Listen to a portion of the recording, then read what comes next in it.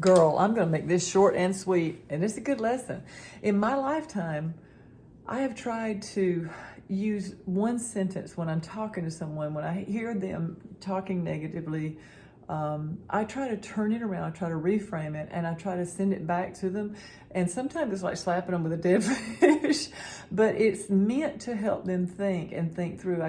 I want to support and help people, but when they start going down a certain path, I just think, I got to tell you what's happening here. I got to show you versus tell you. So I ran into this really beautiful woman. She and her husband were such a cute couple in our subdivision. And there was a terrible breakup because he cheated.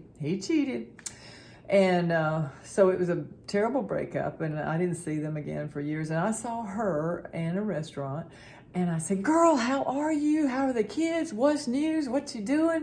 And look, she was already remarried too, either remarried or about to be. And she started talking, and within about 4 sentences, she said, "That son of a bitch that cheated on me." And I said, "Girl," I said, "how long ago did that happen? How long has it been now?" And she said, 8 years. And I said, "And you are still that woman that got cheated on." I said, "Is that your identity? That can't be your identity." The girl I know, and I'm not going to mention any names, but the girl I know and the girl I'm looking at now is beautiful. And she is fun and funny and a wonderful mother. I said, "You got so much more to identify with than the girl that got cheated on. Come on out of that, girl. Let's get on out of that and move down." So here's what I'm asking you today. How do you identify? Do you identify as a sick person? Do you identify as the person that got cheated on? Like, when do you let it go? When do you let it go? When do you make peace with it? Make peace with the breakup, make peace with the cancer, make peace with the size that you are, make peace with everything so that you can go on. Here's what I want you to know. Every problem requires oxygen to live. Everything. So if you keep feeding that flame, feeding that fire, and go over and over again, you will never get over it, because what will happen is it'll expand, and it'll expand. So I'm asking you today to think about this. How long does it take for you when you're sitting in the waiting room, for example, if you've got to have chemotherapy, whatever it happens to be, you're in the waiting room, you strike up a conversation with the people. There's some really cool people. There's a lot of cool things happening in those waiting rooms, by the way, a lot of cool things. But how long does it take you to bring up your illness? If you feel like you have to bring it up, if you're on an airplane or wherever you are and you bring it up, what you're doing is you're living in that, and you're in a way you're kind of enjoying that what you're doing is you're expanding your problems, you're expanding what's happening with you. And it's not a good plan, because everything you concentrate on gets bigger. If you concentrate on getting well, that part of you gets bigger. If you concentrate on being sick, that part of you. If you concentrate on being bitter, that part of you gets bigger. So you've got to decide, how are you identifying? When is it time to let something go? When can I make peace? You've got to realize that we're just here. We're here for lesson after lesson after lesson. I mean, like it or not, you don't just coast through life. It happens. So you've got to ask yourself, how am I going to handle this? What is the quickest way? This is what I always say. What is the quickest way for me to deal with this and make peace with it? And most importantly, learn the lesson, and then stop feeding that. And listen, don't think I've mastered this, because I haven't. And there's been times, and more times in the past than the present, but I would just go off. I would do all kind of things. But I think if you leave that unsettled, if you leave those relationships unsettled, if you don't go back, if you don't find something that's beautiful about that person, if you can't forgive or ask forgiveness, you're going to always be going, and you haven't gone past it. And what if reincarnation is real?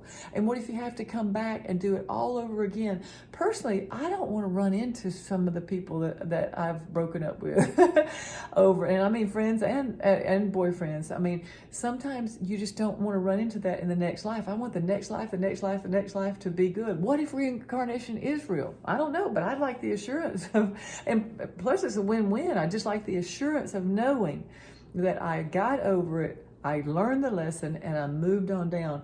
If I don't learn the lesson, I'm going to run into it again and again and again. How many people do you know that keep getting in relationships where they're getting abused? Keep getting in relationships where they're being cheated on? keep getting in toxic relationships, it's because they haven't learned the lesson. How can I learn this lesson, and how can I move on from it? Forgiveness is a big deal. It's a big, big thing. Acceptance is a big deal. Accept what you're doing. Make friends with cancer. make friends with the person that you, and I'm not saying you have to do it right now, but go back. Think about the beautiful things about that person that you had a toxic relationship with, that you've broken up with. Think about that. So that's just what I wanted to share with you today. I'm like, girl, I'm going to tell you something. We are never going to get our glow back if we don't let things go and think about identifying as a person who glows. Bring yourself forward with positive thoughts. The more anything you think about expands.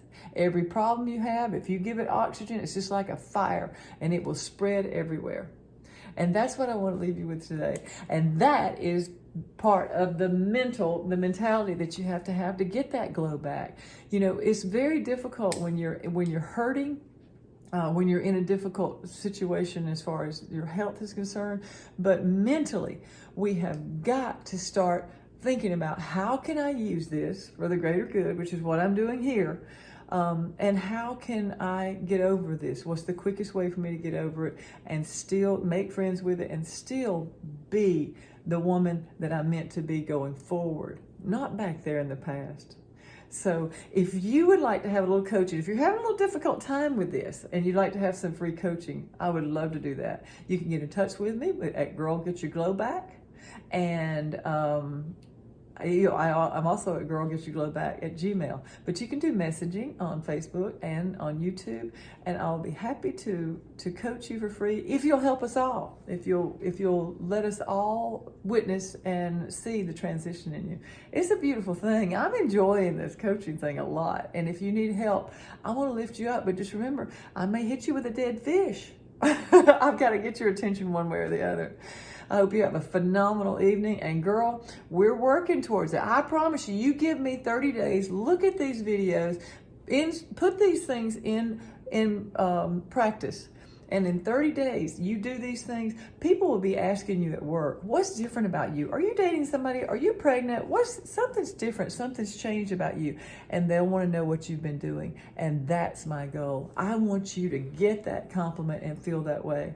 So I look forward to meeting with you every single time I post. And also, you please be sure to share, like, and subscribe. Make some comments so that I can move up in the algorithms, so that we can get sponsors and we can do all kind of cool things for you, and especially people that are very ill or in need. So I see it all working out great.